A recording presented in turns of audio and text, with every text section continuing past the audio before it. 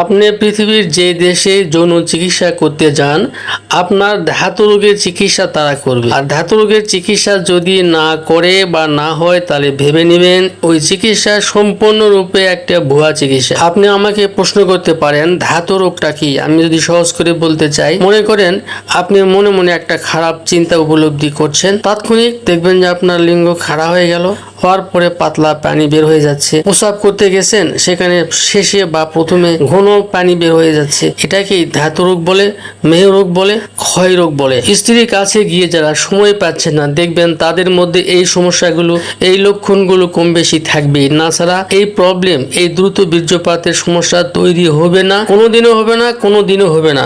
আজকের ভিডিওতে এমন একটি ভেষজ আপনাদের মাঝে পরিচয় করে দেব, যদি এটি আপনি সেবন করতে পারেন, আপনার ধাতু রোগ থাকবে না, ক্ষয় রোগ থাকবে না, দ্রুত বীর্যপাত থাকবে না।